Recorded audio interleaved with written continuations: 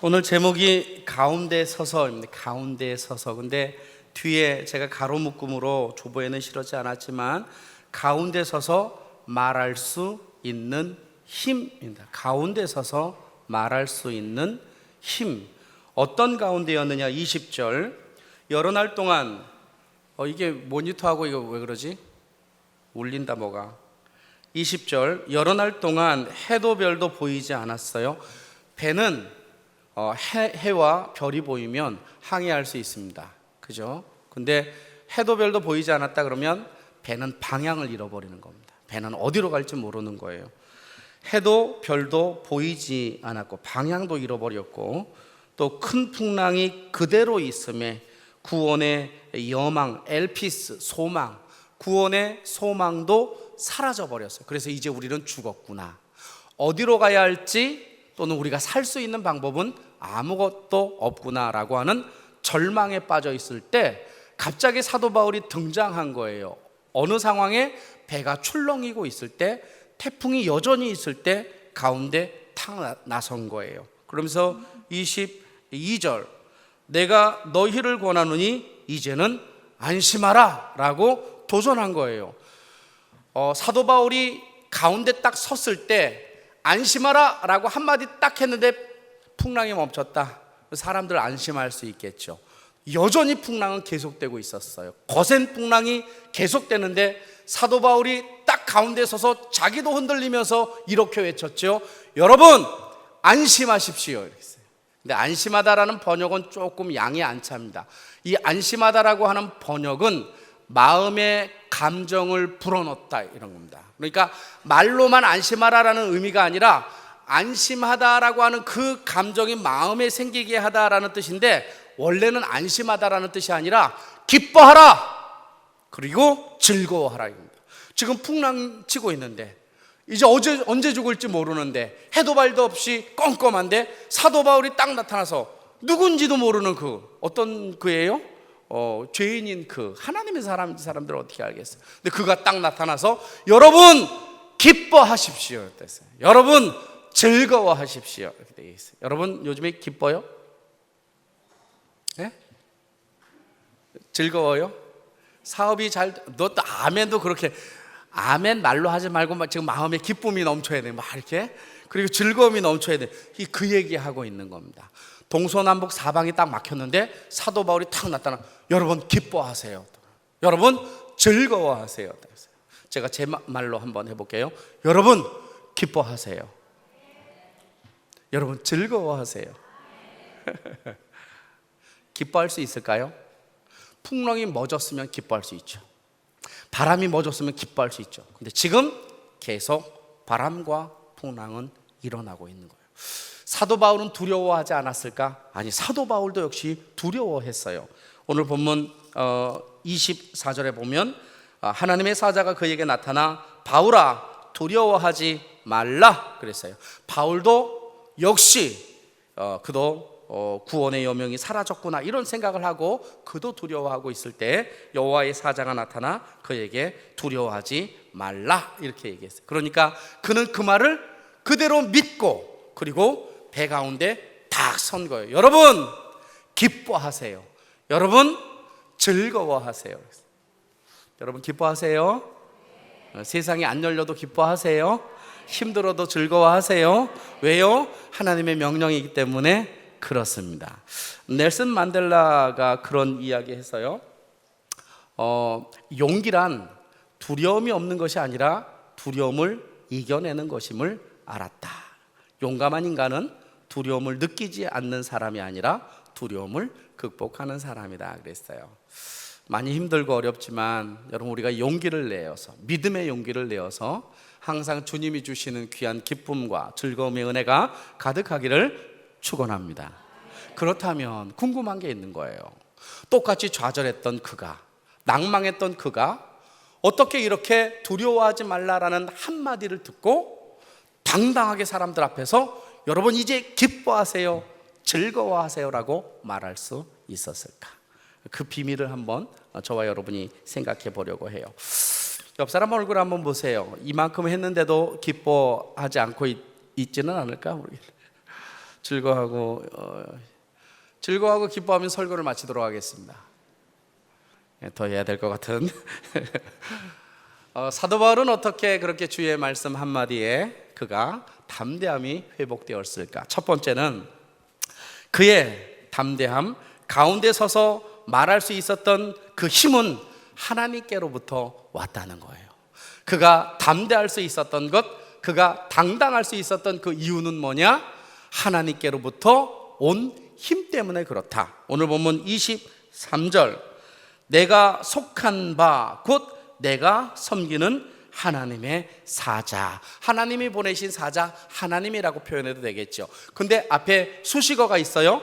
내가 속해 있어요. 누구에게? 하나님께 속해 있어요. 그리고 나는 지금 누구의 일을 하느냐? 하나님의 일을 하고 하나님을 섬기는 그 자로 있어요. 근데 두려운 거예요. 근데 그때 하나님의 사자가 어젯밤에 풍랑이 일고 있는 그 어젯밤에 내 곁에 서서, 동그라미 내 곁에 서서, 그가 자기 곁에 서서 두려워하지 말라라고 말하는 하나님의 그 메시지에 힘을 얻을 수 있었던 것이지요. 첫 번째는 하나님으로부터 온 힘이 그를 견고하게 만들 수 있었어요. 여러분, 우리 곁에 누가 계시지요? 내 안에 누가 계시지요? 믿습니까? 우리가 두려워가 낭망할 이유가 없겠죠. 나라가 지금 뭐 일본에서 백색 국가 어쩌고 저쩌고, 그게 중요한가요? 강경하게 해야 돼요? 아니면 유하게 해야 돼요? 그게 중요한가요? 믿음의 백성으로. 제가 그 키르기스탄에서 나라가 궁금하니까, 밖에 나가 있으니까 나라가 더 걱정이 되는 거예요. 이게 나라에 대한 마음, 또 중보기도 돼야 되고 하니까 보는데 뭐 8월 2일이면 백색 국가로 지정한다, 그 얘기를 딱 이렇게 듣는 순간 저도 이러면 안 되는데 어떻게 해야 되나, 이런 이제 뭐 생각이 좀 있었어요. 그런데 기도를 하는 중에 하나님께서 그렇게 말씀하셨어요. 저에게 깨닫게 하셨어요. 야, 일본보다 대한민국의 믿음의 백성이 더 많은데 네가 뭘 걱정하느냐. 우리는 어떻게 될지는 몰라요. 어떤 결과가 나올지 몰라요. 그럼에도 불구하고 우리는 하나님을 향하고 하나님께 기도하고 하나님을 바라봐야 할 줄로 믿습니다. 그게 믿음의 백성인 것이죠. 어떤 상황과 어떤 흔들림 속에서도, 우리가 절망 속에서도 우리를 세우는 힘은 하나님인 줄로 믿습니다. 그 하나님이 내 곁에 서서 나를 붙잡고 계시는, 내 인생을 붙잡고 계시고 우리의 자녀의 인생을 붙잡고 계시고 이 대한민국을 붙잡고 계시는 거예요. 그 임마누엘의 하나님, 그분 하나만으로 우리의 마음이 강건해질 수 있다면 얼마나 우리가 든든할까라고 하는 거예요. 시편 121편 1절에 보면, 내가 산을 향하여 눈을 들리라, 나의 도움이 어디서 올까? 우리의 도움은 어디에서 올까? 우리의 도움은 천지를 지으신 여호와께로다. 천지를 지으신 여호와께로. 사도 바울이 그 흔들리는 풍랑 속에서도 상황은 여전하였지만 그럼에도 불구하고 여러분 기뻐하세요. 여러분 감사하세요. 여러분 즐거워하세요. 담대하게 말할 수 있었던 힘은 그는 하나님을 경험했기 때문에, 그가 하나님과 함께 했기 때문에 그렇게 할 수 있었던 것이죠. 시편 121편 6절에 보면, 낮에 해가 너를 상하게 하지 아니하며 밤의 달도 너를 해치 아니하리로다. 여호와께서 너를 지켜 모든 환난을 면하게 하시며 또 내 영혼을 지키시리로다. 우리의 기쁨이 뭘까요? 우리의 즐거움이 뭘까? 우리의 감사가 뭘까? 지치고 힘들 때 주님이 내 곁에 서 계신 것 같이, 주님이 나와 함께 하시는 것 같이 내게 말씀하시고 나를 붙잡고 계시다라는 사실, 우리가 어떤 상황 가운데서도 하나님이 우리의 삶의 힘인 것을 기억하고 내 인생이 하나님 때문에 세워짐을 믿기를 축원합니다. 믿기를 축원합니다. 두려워하지 마세요. 놀라지 마세요. 그리고 걱정하지 마세요. 하나님이 나와 함께 하십니다. 두 번째, 바울은 어떻게 이렇게 두려웠던 그가 담대할 수 있었을까? 첫 번째는 하나님의 임재였고, 두 번째는 하나님의 은혜였습니다. 하나님의 은혜가 우리를 세웁니다. 여러분, 우리가 아무리 연약해도 내 인생에 하나님의 은혜 가운데 있다, 왜 힘이 돼요. 설 수 있어요. 근데 은혜를 잃어버린다? 돈을 가지고 있어도, 건강을 가지고 있어도 삶의 기쁨이 없고 신앙의 재미가 없는 거예요. 근데 내 인생에 날마다 마치 샘 솟는 생수와 같이 하나님의 은혜가 내 삶 가운데 있다면 우리는 날마다 새로운 그 힘 가운데 살아갈 수 있는 것이죠. 오늘 본문에 보면 24절, 바울아 두려워 말라, 내가 가이사 앞에 서야겠고. 너무나 자주 들었던 거, 사울아 바울아 너는 가이사 앞에 서야 되기 때문에 너는 죽지 않아. 너무 맞는 얘기죠. 그래서 우리가 사명이 있으면 죽지 않는다 말은 해도 그거하고 삶은 또 다른 것 같아요. 그죠? 어쨌든 주님이 계속 반복해서 말한 거예요. 두려워하지 말라, 너는 사명이 있다. 근데 이상한 말이 하나 더 붙은 거예요. 그 이상한 말이 뭐냐? 24절, 바울아 두려워하지 말라, 내가 가이사 앞에 서야 하겠고 또 하나님께서 너와 함께 항해하는 자를 다 내게 주셨다 그랬어요. 너 때문에 275명이 다 산다 그랬어요. 바울은 어떤 사람이에요? 그도 두려워했던 사람. 그는 죄인이죠. 그리고 그는 연약한 사람이에요. 여러분, 사도 바울이 지금 배를 타고 로마로 가는 이때 사도 바울의 나이는 거의 60살이에요. 그는 AD 67년이나 70년에 죽기 때문에 이제 10년밖에 인생이 남지 않아요. 인생 60살 묶여서 가는 거예요. 여러분, 사도 바울에게는 병이 있었죠. 질병. 어떤 질병이 있었어요? 안질. 그죠? 막 이렇게 설교를 하는데 눈에서 막 고름이 나. 이거 짜야 돼 계속. 이거 계속 어떻게 할 수가 없어. 사도 바울은 말에 능했어요? 말이 어눌했어요? 말이 어눌했어요. 그러니까 설교하다가 더듬더듬 거리다가 이게 은혜가 되겠어요? 하나님의 역사 아니고서, 하나님의 은혜가 아니고서는 그런 복음을 증거할 수 없었어요. 또 하나, 간질이 있을 것이다 이렇게 추정해요. 둘 중에 하나. 간질은 뭐예요? 막 설교를 하는데 갑자기 쓰러져, 거품 물고 막 사지를 떨어. 이게 하나님의 영광을 가리는 거 아니겠습니까? 그가 늙고 그는 육신의 질병을 가지고 있는 허약한 존재였지만 그럼에도 불구하고 하나님이 백부장에게 275명을 맡기지 않았어요. 선주에게 275명을 맡기지 않았고 선장에게 275명을 맡기지 않았어요. 우리는 연약하고 부족하지만 하나님이 이 세상을 세상 사람들에게 맡기지 않아요. 누구에게 맡겨요? 나에게라고 하면 얼마나 좋을까요? 하나님의 백성에게, 하나님을 붙잡는 자에게, 하나님이 함께하는 자에게 하나님은 이 세상을 맡기실 줄로 믿습니다. 사도 바울이 그렇게 맡을 수 있는 것은 자기의 육신의 강건함 때문이 아니고 백부장보다 나았거나 선장보다 무엇이 있어서가 아니라 하나님이 그를 감당케 하는 은혜를 주셨기 때문에 그렇다는 거. 우리의 인생에 하나님의 은혜 없이, 여러분, 이 275명이 힘으로 지켜질 수 있을까요? 절대로. 하나님의 은혜만이 그들을 살릴 수 있는 것이지요. 우리가 이 땅을 살아갈 때 내 인생이 아무리 어렵고 힘들어도 내 삶에 하나님의 은혜만 있다면, 그분이 나에게 은혜 주시는 그것이 내 삶 가운데 새록새록 회복되기만 한다면 우리가 하나님께 은혜를 구하고 있는가? 하나님 나에게 은혜를 주세요라고 날마다 연약하고 힘들 때, 답답할 때, 낭망할 때, 지칠 때, 어디로 가야 할지 모를 때, 하나님이 안 계신 것 같을 때 하나님 나에게 긍휼의 마음을 주시고 하나님 나에게 은혜의 마음을 주시사 내 마음의 뜨거움과 하나님의 사랑이 회복되게 하여 주시옵소서. 주의 은혜를 부르는 자, 주의 은혜를 붙잡고 살아가는 그 자는 반드시 세워질 줄로 믿습니다. 제가 좋아하는 찬양이 있지요. 우리가 잘 부르는 찬양이 있어요. 소진영 간사라고, 마커스. 지금은 광진교회에서 모이고 있는데 한 번 모이면 2,000에서 3,500명, 4,000명씩 모여 젊은이들이 목요일날 모여서 집회를 해요. 근데 이 소진영이라고 하는 이 간사가 지은 노래가 여러 군데 우리가 자주 부르는 것들이 있지만 그 중에 하나가 은혜 아니면 살아갈 수가 없네. 호흡마저도 다 주의 것이. 우리가 살고 죽는 것도 다 주의 것. 그래서 은혜 아니면 살아갈 수가 없네. 이 고백한 거인데, 이 친구가 25살 젊은 처녀였을 때 감기가 왔는데 병원에 간 거예요. 자그마한 동네 병원에 갔는데 검사를 해보고 나서 이상하다라고 의사가 얘기했어요. 혹시 기계가 망가졌을 수 있으니까 다시 한번 검사해 보시지요. 그리고 검사를 하고 나서 이 소진영 간사는 옆으로 하고 어머니를 불러서 무엇인가 이렇게 막 얘기하기 시작했어요.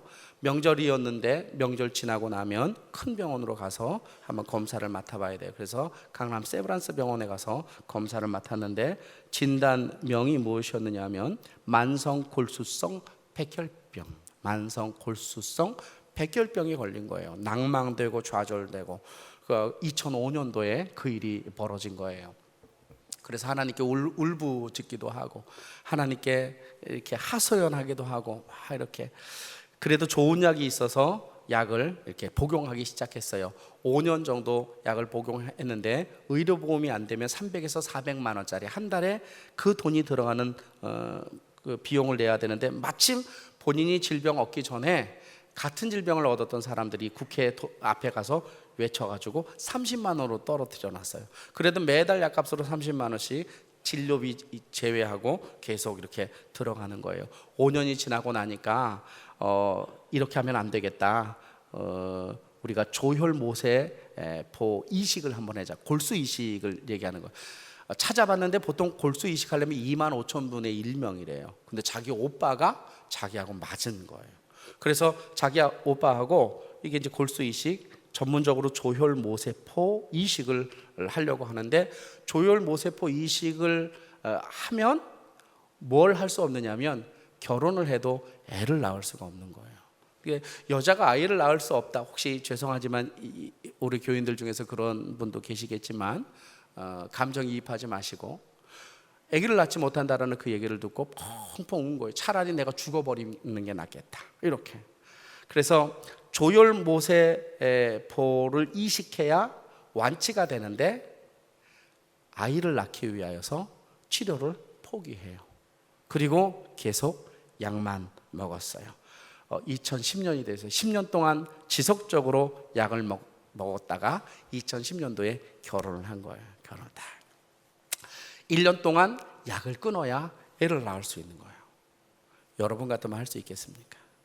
그거 아니면 죽는데 백혈병이 다시 도지면 3년에서 5년 사이에 죽는데 이 자매가 남편과 기도를 하고 하나님께 기도하고 하나님께 은혜를 구한 거예요. 근데 참 희한한 건 뭐냐면 누구에게나 적용할 수는 없지만 하나님이 평강한 마음을 주신 거예요. 그리고 1년 약을 끊고 아이를 갖기 시작했어요. 10달, 11달까지 갔는데 아이가 안 생기는 거예요.